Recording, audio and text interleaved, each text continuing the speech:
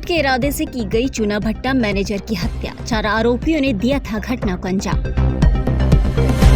कुटला थाना क्षेत्र के अंतर्गत आने वाले ग्राम कचगवा में मौजूद सिमको कंपनी के चूना भट्टे में काम करने वाले मैनेजर को अज्ञात लोगों ने बेरहमी से मारपीट करने के बाद भट्टे में डालकर जिंदा जला दिया था।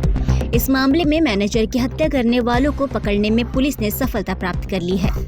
पुलिस ने घटना में शामिल 4 आरोपियों को गिरफ्तार कर लिया है।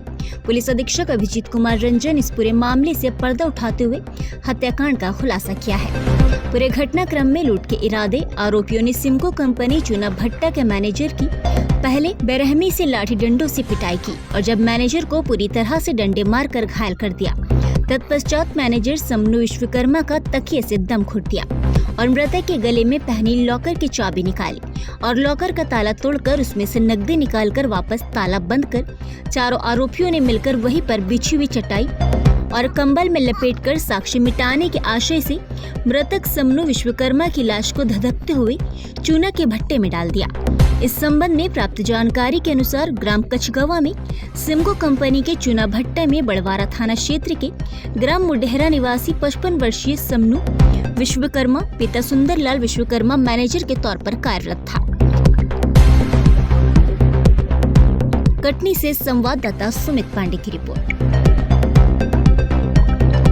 देखिए, निश्चित रूप से आप ये सही सवाल कर रहे हैं कि इस प्रकार से एक वृद्ध व्यक्ति जो कि 25 सालों से उस कंपनी में काम कर रहा था और उसकी अचानक से हत्या और पुनः उसकी बॉडी को चूना भट्टे में निर्मम तरीके से जलाने की जो वारदात कुटला थाना के कछवा गांव के चूने भट्टे में हुई है, सिमको लाइन कंपनी में हुई है, निश्चित रूप से दिल दहलाने वाली घटना थी। और पुलिस के अगर परिप्रेक्ष्य की बात करें, परसेप्शन की बात करें, तो हमारे लिए बहुत बड़ी चुनौती थी।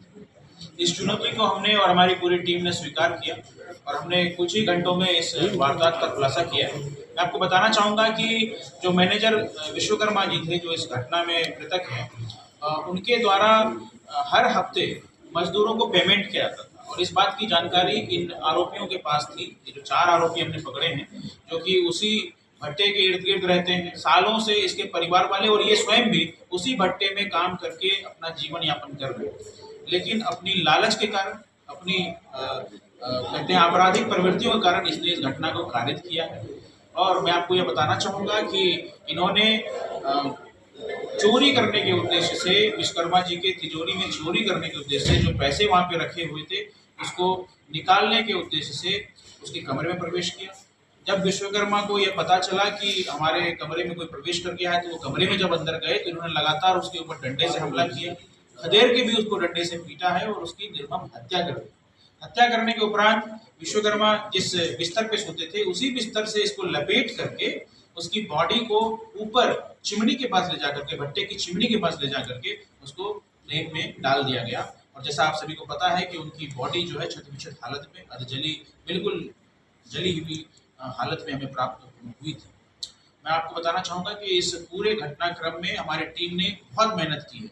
हमारी एफएसएल की टीम, हमारी फिंगरप्रिंट की टीम, हमारे डॉग स्क्वाड की टीम, हमारे सभी अधिकारीगण, हमारे माइक 2, माइक 3, हमारे सभी टीआई, हमारी साइबर की टीम, इन लोगों ने अथक प्रयास करते हुए, और आप देख रहे हैं कुछ ही घंटों में हमने इस घटना को क्रैक किया है, जो कि एक बेहद संवेदनशील, बेहद गंभीर, बेहद निर्मम और अमानुषिक प्रकार की घटना थी।